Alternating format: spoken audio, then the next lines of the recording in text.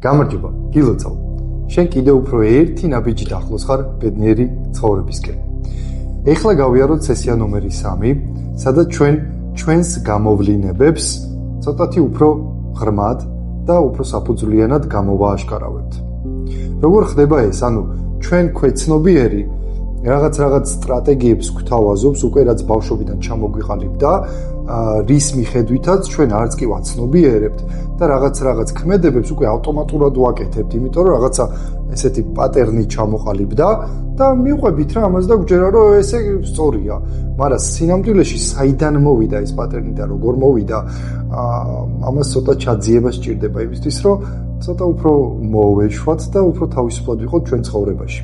ამისთვის უნდა გავიაროთ პატარა ტესტი, სადაც უნდა შევაფასოთ 0-დან 100-მდე.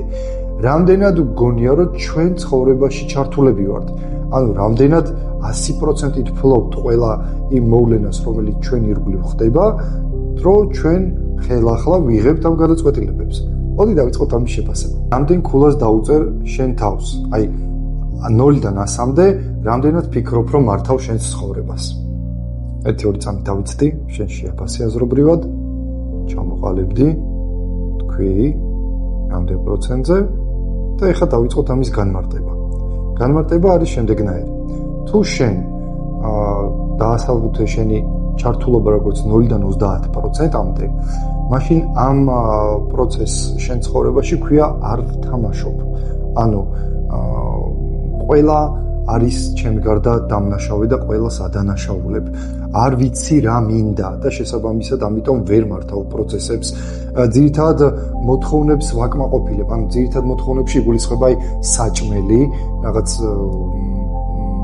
დაუშვათ ბენზინით ჩავთოთ, თუ გინდა დენის გადასახადი, წყალის გადასახადი, ეს რაც არის რა ცხოვრებისეული მინიმალური მოთხოვნები რაც არის, ხოლმე ვაკმაყოფილებ და დალში არ მაინტერესებს რა იდეაში რა ხდება რა. კიდე არის ესეთი ვარიანტი, სკეპტიკურად ვარ განწყობილი. რამდენი რა გავაკეთო, რისთვის, რატო?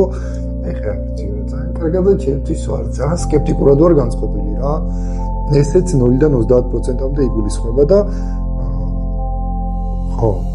უფრო ჯობია რომ რაღაცნაირად შევცვალოთ, რომ მაქსიმალურად ვმართოთ ჩვენი ცხოვრება 100%-ით, რადგან ყოველი ჩვენი გადადგმული ნაბიჯი განაპირობებს იმას, როგორი ხარისხის ცხოვრება გვექნება ჩვენ. თუ შენი შეფასება მოხდა 30-დან 50%-მდე, მაშინ რას ნიშნავს ეს? ეს ნიშნავს, რომ ვიცი რა მინდა, კონკრეტული მიზანს ვსახავ და მოძრაობ ამ მიზნისკენ. თავარი დაბრკოლება მაინც ისაა, რომ შეიძლება წავაგო, ეს ქვეცნობიერად ხდება ყველაფერი. შიშებს და ეჭვებს ვაძლევ საშუალებას ცოტათი რომ წამოიჭრან და რაღაცა თუ არ გამოდის, ოკეი რა, არა უშავს, ეხა არ გამოვა, სხვა დროს გამოვა. ესეთი დამოკიდებულება და ზოგჯერ შიგადაშიგ რაღაც შედეგებს, რომელიც არ მოგწონს, სხვას ვაბრალებთ ხოლმე. ძალიან ცოტა პროცენტულობით, მაგრამ მაინც ვაბრალებთ სხვას, რომ იმის ბრალია, მაინც რომ ეს არ გამოვიდა, თორემ მე ყველაფერს ვეცადე რომ გამოსულდა. თუ შენი შეფასება მოხდა 50-დან 90%-მდე, როგორ აიხსნება ეს? ეს ნიშნავს, რომ გაქვს კონკრეტული სურვილები, გაქვს კონკრეტული მიზნები, იცი სად მიდიხარ, როგორ მიდიხარ, მაგრამ ამ ყველაფერს თან ახლავს შიში. შიში იმის, რომ არ წავაგო და ზუსტად აი ამ დიაპაზონს ქვია მოთამაშე. იმის შიში რომ არ წააგო, უმეტეს შემთხვევაში ზუსტად გაძლევს შედეგს რომ წააგებ. რადგან იმისთვის არ უნდა ითამაშო რომ არ წააგო. მე აქ ვიყავი, როცა ეს კურსი გავიარე თავის დროზე და რაღაც ჩამოყალიბებაზე და აქ მოვედი ამ აზრებზე, მე ვიყავი აქ, ჩემი შეფასება იყო 80% და მაშინ გავიაზრე ზუსტად რომ მე ვაკეთებდი ყველაფერს, იმიტომ რომ არ წამეგო და რაღაც შიშები რომ მქონდა, ამ შიშებიდან გამომდინარე შედეგს ვერ ვდებდი. იმიტომ რომ ეს შიში იმდენად ძლიერია, რომ გიშლის ხელს რომ დადო შედეგი, რადგან იმ მომენტში, როცა უნდა გადაწყვეტილება მიიღო, ეს შიშას აკიტაცებს, აკანკალებს და ისეთ გადაწყვეტილებას იღებ, რომ ვერ მიაღწევ შენთვის სასწაულს. თუ ეს შენზე არის, შემოხაზე, მოთამაშე. თუ შენი შეფასება მოხდა 90-დან 101%-მდე. ხო? 101 ვიღაცა ვერ მოიწმენდა და დაწერდა 101 დაწოდებული ვარ, რომ იმაზე მეტად იხარჯება, ვიდრე შესაძლებელია. ეს რას ნიშნავს?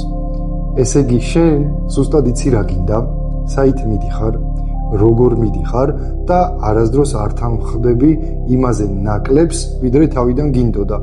მებრძოლი ბოლომდე. ანუ ამას ქვია ვთამაშობ იმიტომ, რომ მოვიგო. ანუ ჩვენი ცხოვრება ზოგადად თამაშია და მაგიტომ ამ კონტექსტში განვიხილავთ ყველაფერს, რომ როგორ შეიძლება ეს თამაშით მივაღწიოთ იმას, რაც გვინდა. და თუ ეს ემოციურად რაღაცეებს ჩავეციკლებით, ჩვენი მიღწევები შესაძლოა არ იყოს ისეთი, როგორიც ჩვენ გვინდა რომ იყოს. ეხლა ჩვენ განვიხილოთ ეს 4 სტრატეგია. ანუ პირველი არის არ ვთამაშობ, მეორე ვთამაშობ ისე როგორც იქნება, არა აქვს მნიშვნელობა. ვთამაშობ რომ არ წავაგო და ვთამაშობ იმისთვის რომ მხოლოდ მოვიგო. ეს 4 სტრატეგია ისევ ასე კვადრატებად რო დავანაწილოთ, ზუსტად შეფასებაში მინუს პლუსში როგორც მოხვდით, ზუსტად ეგსახელებია და ის შეფასება როგორც ცხოვრობთ ეხა ჩვენ. ამიტომ ეს 4 სტრატეგია ცხოვრების ზუსტად ედება იმ წინა სესიას, რომელიც ჩვენ გავიარეთ და შევაფასეთ ჩვენი სულიერი მდგომარეობა და ეკონომიკური მდგომარეობა. ჩვენ გავიარეთ 4 გზა, როგორ ვიცხოვროთ ცხოვრება, როგორ შეუძლია ადამიანს იცხოვროს ცხოვრება 4 გზა და ეხლა გავიარეთ 4 მოდელი ქვეცნობიერიდან გამომდინარე, რამდენად ვთქვათ ჩვენ ქვეცნობიერს, როგორ შეგვიძლია რომ გამოვავლინოთ ჩვენი ცხოვრების სხვადასხვა ასპექტები. ეს ეხლა ერთმანეთს რო დავადოთ, ხო? გამოვა ასეთი რამე, რომ მარცხენა ქვედა კუთხეში გამოდის, რომ არის უიმედობა და ეს ყველაფერი ნეგატიური, მოქცეული. მარჯვენა ქვედა კუთხეში გამოვა, რომ გამოფიტული ადამიანია, უფრო ვინც მან მოხდა. მარცხენა ზედა კუთხეში ვინც არის უფრო გამოწვევებშია ადამიანი და ცოტა უფრო ახლოს არის იმასთან, რაც მარჯვენა ზედა კუთხეშიც ჩნდება. ეს არის ჰარმონიული ცხოვრება, ბედნიერი ცხოვრება, საერთოდ ჩვენ ახლა გავაგრძელებთ გზას. აქვე ვიდა ძალიან დიდი ადამიანის მუჰამედ ალის სიტყვები გამოვიყენო, რომ შენ ის მთები კი არ გიშლის, რომელიც შენ წინააღმდა უნდა გადაიარო. შენ გიშლის პატარა კენჭი, რომელიც შენ ფეხსაცმელშია.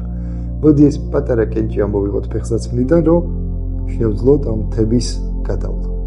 ეხლა ამ ყველა ცოდნა გამომდინარე, ნელ-ნელა ვიწყებთ აისბერგის წვერიდან ქვევით ჩასვლას. ეს მხოლოდ აისბერგის წვერი იყო. ეხლა უფრო ღრმად ჩავალთ და ყველა თემებს უფრო გავშლით. ესე იგი არის 2 სტრატეგია, როგორ შეიძლება ეს შევაფასოთ. პირველი არის, რომ სასო წარკვეთილი ადამიანის ქცევები და ჩვევები და ადამიანი, რომელიც არის ბედნიერი. ამ ადამიანის ჩვევები რითი განსხვავდება ერთმანეთისგან. აბა რო დაფიქრდე შენ თვითონაც. ეხლა მეგეთყვი. ესე იგი, ჩარჩოები. პირველ რიგში სასოწარკვეთილ ადამიანებს აქვს ჩარჩოები, მოქმედება და სურვილი და ეწინააღმდეგება ერთმანეთს, რომ რაღაცა მოქმედება და სურვილი კი აქვს, მაგრამ როცა რაღაცა არ გამოდის, აღარ მიყვება რა და სადღაც აი უჩვენია ამ კენჭმა ეს 10 მეტრი გააწამოს და მე კენჭს დააბრალოს ყველაფერი, რომ თებს ვერ გადაივლის. ვიდრე კენჭი თავიდანვე ამოიღოს და წავიდეს და გადავიდეს, გადაიაროს ეს თები. მეორე ადამიანი ტიპი ადამიანების არის მიზნობრივი, რომელმაც იცის რა უნდა, იცის როგორ გააკეთოს, იცის რაღაც პრობლემები რაც შეიძლება წარმოიქმნას, ამას არ შეუშინდეს და გვერდი აუაროს, ან მათი მოგვარება ცადოს, მაგრამ მიზანს არ კარგავს და მიდის ამ მიზნისკენ. ეხლა კიდევ უფრო სიღრმისეულად დაუბრუნდეთ პირველ ნაწილს, სადაც ყველაფერი არ არის სინქრონში და არ არის ბალანსში, ანუ სასოწარკვეთილი. როგორ ხდება ეს ყველაფერი? მე მაგ დავუშვათ რაღაც სურვილი, ეგეთ წავედით, რაღაც სურვილისკენ მივდივარ, მაგრამ ამ სურვილს ეწინააღმდეგება ის, რომ მე ბავშვობაში ჩამინერგეს რაღაც, რაც მიშლის ხელს, რომ ამ სურვილისკენ წავიდე ქვეცნობიერად და შედეგი გამოდის ის, რომ საერთოდ ვერ ვაღწევ ამ შედეგს და საერთოდ სხვაგან მივდივარ და სპეციალურად ქვეცნობიერად გაუაზრებლად ვაკეთებ ისეთ რაღაცეებს, რომ ამ სურვილისგან გავიქცე. აი, მაგალითად რომ მოვიყვანოთ, ახლა რა ხდება? ყველა კაცი არის ერთნაირი, ქალების საყვარელი სიტყვები, ხო? აი, წარმოიდგინე ახლა ქალი, რომელიც ფიქრობს, რომ ყველა კაცი ერთნაირია, წავიდა ამ მიმართულებით, რომ ყველა კაცი ერთნაირია. ხა მეორე მიმართულება, ქალს რა ის სურვილი აქვს, რომ ნორმალური მამაკაცი იპოვოს, ხო? და მესამე მიმართულება ამ ნორმალურ მამაკაცთან ბედნიერად იცხოვროს, მაგრამ აქ თავარი ქვეცნობიერი იჩენს. ყველა კაცი ერთნაირია, თუ ამბობ და ეს შენ ქვეცნობიერში ზის. ჩვენ წახვედი იმ მიმართულებით, რომ კაცი აღარ ჭირდება და უნდა მოერიდო. შესაბამისად, როცა ნორმალური კაცი გამოჩნდება, ეს ჩარჩო, რომელიც ბავშვობაში ჩაიბეჭდა, რომ ყველა კაცი ერთნაირია, გიშლის ხელს იმაში, რომ იმ კაცთან, რომელიც მართლა კარგია და შენთვის არის ძალიან მისაღები, ყველანაირად ეცდები უაზრო მიზეზები წამოიჭრას იმისთვის, რომ შეიქმნას პრობლემა, იმისთვის, რომ წახვიდე იმ მიმართულებით, რომელიც უფრო სიღრმისეულად შენ ქვეცნობიერში ზის. ყველა კაცი ერთნაირია. და всё, უაზრო პატარა მიზეზი წამოიჭრა და შენი ქვეცნობიერი გიწყობს ხას, რომ კი, ყველა კაცი ერთნაირია და всё, მივაღწიეთ იმას, რასაც გვინდა, ჩვენ დავამტკიცეთ, რომ ყველა კაცი ერთნაირია. ანუ შესაძლებელი რა იყო თავიდანვე? შესაძლებელი იყო ის, რომ ყველა კაცი არ არის ერთნაირი. როგორ შემოატრიალეთ აქეთ.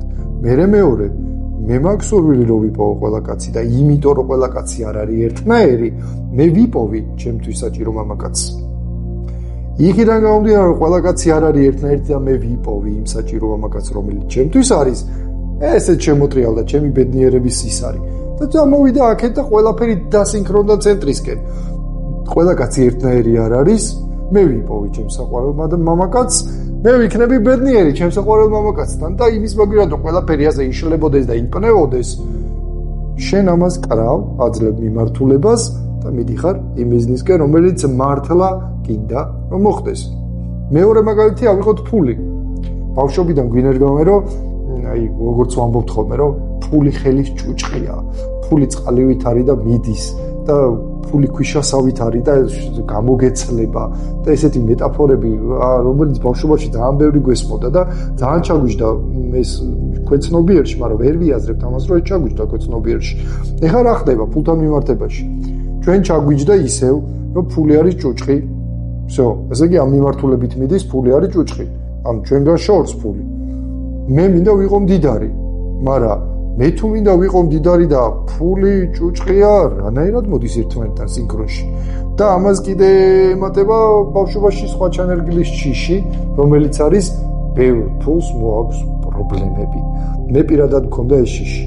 მე პირადად მაგის გავლილი და სანამ ამ პროგრამას სიღრმისეულად არ ჩავეძიე, ვერ აღმოვაჩინე ეს, რომ ეს ყველაფერი ერთმანეთს ეწინააღმდეგება და თუ აქ შენ ქვეცნობიერში ყველაფერი ერთმანეთს ეწინააღმდეგება, როგორ გინდა ეს ყველაფერი ბალანსში მოიყვანო? ანუ უნდა შეცვალო, რომ ფული ჭუჭყი არ არის. ფული საჭირო რაღაცაა. მე მინდა ვიყო მდიდარი. უკვე მოდის ერთმანეთთან სინქრონში. ბევრ ფულს მოაქვს პრობლემები კი არა, ბევრ ფულს მოაქვს ბევრი შესაძლებლობები და ყველაფერი წამოვიდა ცენტრისკენ. უკვე დალაგდა ყველაფერი, ჩვენ ქვეცნობიერშიც დალაგდა ყველაფერი და ჩვენ შეგვიძლია უკვე ისე რომ ჩვენ თავს ქვეცნობიერის დონეზე არ ვეწინააღმდეგოთ, იმოძრავოთ ბევრი ფულისკენ. და მეორე მოდელი, რომელიც შეგვიძლია ვთქვა დანასტროიკებული. იმიტომ რომ ჩვენ მოგვიწევს ამის ყველაფრის დანასტროიკება, ანუ ყველაფრის დეტალურად გავლა იმისთვის, რომ ჩამოვაყალიბოთ ისე როგორც გვინდა. მიზან მიმართული მიდგომა. მოდი ასეთ შეიძლება ჩამოვაყალიბოთ. ეს როგორ არის? როდესაც ჩვენი ჩარჩოები, რაც გვაქვს შექმნილი ბავშვობაში, ჩვენი სურვილები და ჩვენი მოქმედება რას ვაკეთებთ, ერთმანეთს ემთხვევა, ერთი მიმართულებით მოძრაობს ყველაფერი და ყველაფერი გამოგვდის. ეს არის იდეალური მომენტი და იდეალური შედეგისთვის მისაღწევი ქმედებები, როგორც შეგვიძლია მივაღწიოთ ყველაფერს. ეხლა ესეთი რაღაცა არის, რომ ყველა ადამიანს უმუშავებს ორივე მოდელი. ეს კარგი მოდელი, რომელიც რაღაც მიღწევებამდე, რომელსაც კარგი მიღწევებამდე მივყავართ და მოდელი, რომელსაც ვერ მივყავართ ვერაფრამდე და არ ვიცით რატომ ვერ მივყავართ. ესე იგი, ჩვენ ეხლა უნდა, ასე ვთქვათ, გავხსნათ ნადირობის სეზონი. მოდი ასე ვთქვათ, რომ გავხსნათ ნადირობის სეზონი იმაზე, რაც არ გამოგვდის. ანუ თქვენს ის მომენტები რაღაცა ცხოვრებაში ყველას გამოსდის რაღაცა, ხო? როდესაც რაღაც გამოგდის, აი ეს არის ის მომენტი, როდესაც ყველაფერი მიდის ერთი მიმართულებით, ჩვენი ჩარჩოებით, ჩვენი სურვილებით და ჩვენი ქმედებებით.